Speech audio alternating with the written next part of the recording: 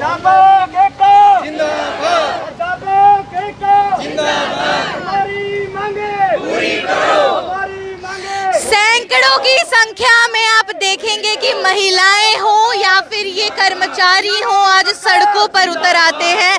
क्या मकसद है, क्यों सड़कों पर उतर आए हैं और क्यों सरकार के खिलाफ इस तरीके से नारेबाजी भी कर रहे हैं। पोस्टर पे आप लोग पढ़ सकते हैं, समायोजित अध्यापक सभा पूरे हरियाणा के 22 जिलों से आज सड़कों पर उतरकर करनाल शहर में एक पैदल प्रदर्शन इन्होंने किया है और पहुंचे हैं सीएम आवास मुख्यमंत्री नायब सिंह सैनी के करनाल आवास के बाहर में। और यहाँ पे जो ओएसडी है मुख्यमंत्री के संजय बटला, उनको ज्ञापन सौंपने वाले, एक मांग पत्र सौंपने वाले हैं और ऐसा बोल रहे हैं कि एक लंबा अरसा हो चुका है जब से अपनी मांगों को उठा रहे हैं, लेकिन मांगों पर आश्वासन मिला है, उसके अलावा सरकार से कुछ नहीं मिला है।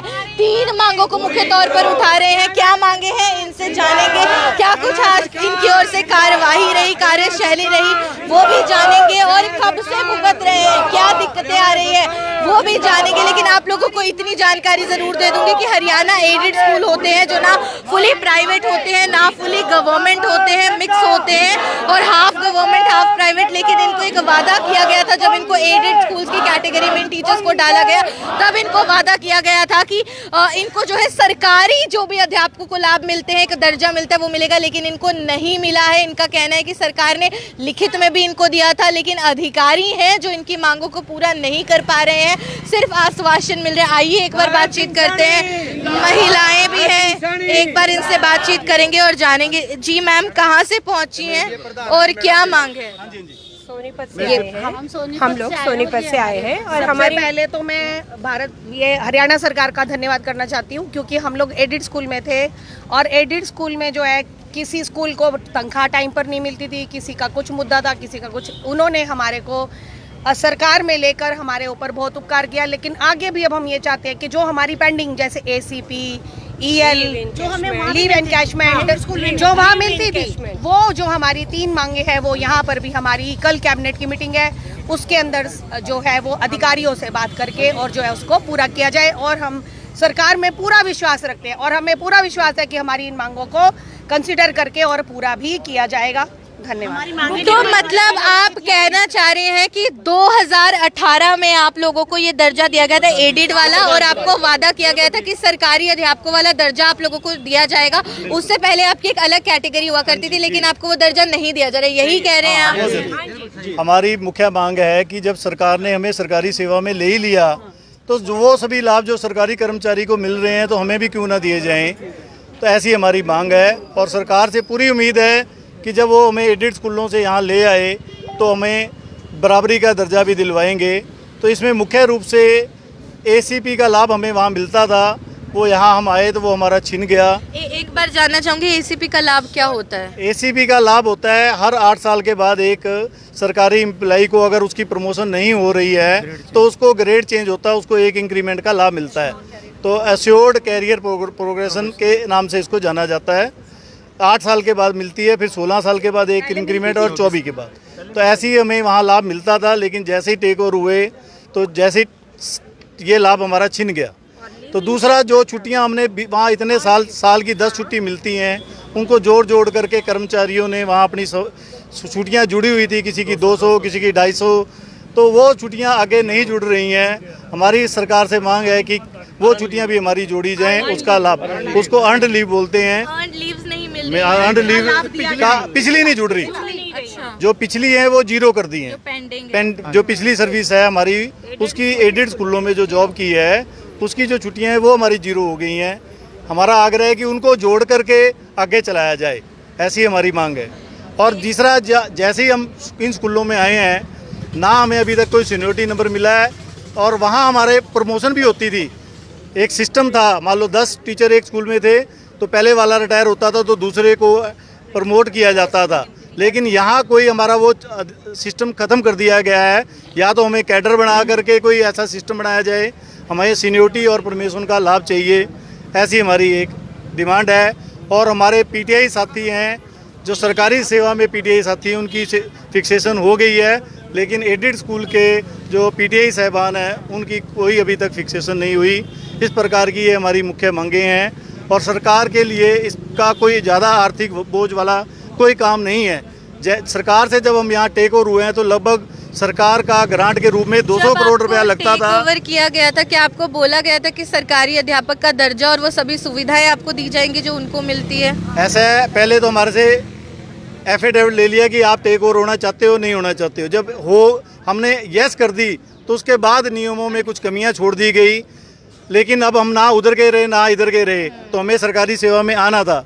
लेकिन उसी दिन से हमारी ये मांग है कि ये हमारी जो कमियां हैं वो पूरी करी जाएं और हमें इस सरकार से पूरी उम्मीद है कि ये हमारा काम करेगी। और आज कहाँ से पहुँचे हैं और कितनी संख्या में हैं?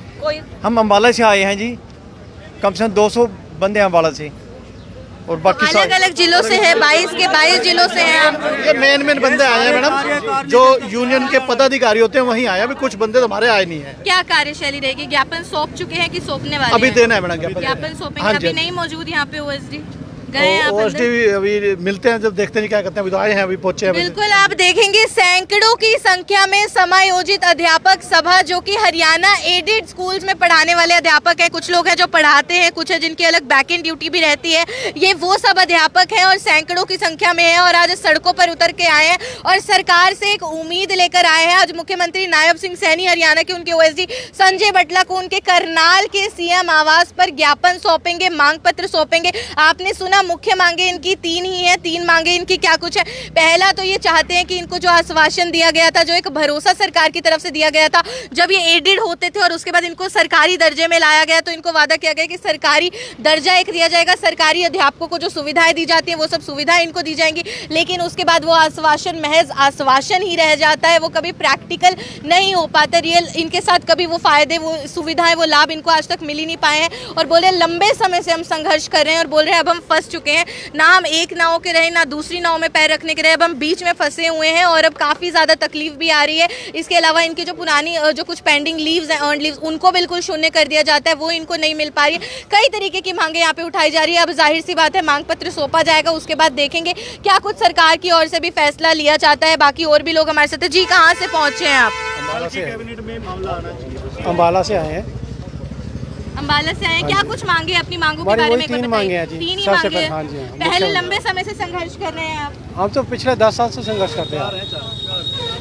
नहीं, जब वैसे तो 10 साल से कर रहे हैं, उसके बाद टेक ओवर के बाद 5 साल से कर रहे हैं हम। 2018 से संघर्ष। 2018 से टेक ओवर होने के बाद फिर उस समय से लेके अब तक संघर्ष करते आ रहे हैं और डिमांड देते हैं, बार बार करते आ रहे हैं। विभाग में कभी रुक जाती है फाइल, कभी कहीं रुक जाती है, तो इस वजह से कहीं ना कहीं रुक गया। और हम चाहते हैं कि कल जो कैबिनेट की मीटिंग है उनमें हमारे ये सभी कामों पर मोहर लग जाए, सिर्फ हम यही चाहते हैं। जी सर, क्या कहना चाहेंगे आप? मैं सबसे पहले तो मैं पत्रकार छाया का बहुत बहुत दिल से आभार प्रकट करता हूं कि आपने आके हमारी मांगों को सुना। ठीक इसी प्रकार लगभग अगस्त 2023 से हमारी 3 मांगें थी, एसीपी और लिव इनकैशमेंट और प्रमोशन की, जिसमें से डायरेक्टर साहब ने और मुख्यमंत्री खट्टर जी ने और जो पूर्व एजुकेशन मिनिस्टर हैं चौधरी कंवरपाल गुर्जर जी ने हमारी मांगों को मंजूर किया। 2 मांगों को मंजूर किया, लिव इनकैशमेंट और प्रमोशन का मामला डायरेक्टर सेकेंडरी से अप्रूव होकर और जो हमारे एसीएस खुल्लर साहब थे उनसे फाइलें अप्रूव होकर एफडी के अंदर चली गई और ये एफडी में लगभग 1 साल के करीब ये पेंडिंग पड़ी रही। अब पिछले महीने ये डिपार्टमेंट में आई है, 1-2 ऑब्जेक्शन लगाए गए हैं, रिमूव हो चुका है और फिर पिछले महीने भी हमें खुल्लर साहब ने बुलाया और पिछले हफ्ते भी बुलाया। मुख्यमंत्री को मैं 3 बार ज्ञापन दे चुका हूँ, करनाल के यमुनानगर के अंदर भी और सीएम हाउस के अंदर भी हमने ज्ञापन दे चुके हैं, लेकिन अभी तक हमारी इस मामले में कोई सुनवाई नहीं हुई।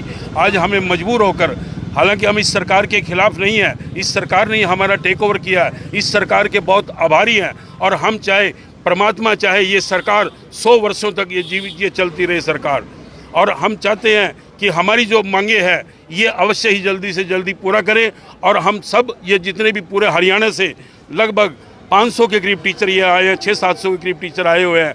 ये हम चाहते हैं कि कल कैबिनेट में जो मीटिंग है, कैबिनेट की जो मीटिंग है, हम चाहते हैं कि नायब सिंह सानी हमारी इन तीनों मांगों को, जो बची हुई मांगे हैं, इनको पूरा करे। हम आजीवन भर इस सरकार के ऋणी रहेंगे।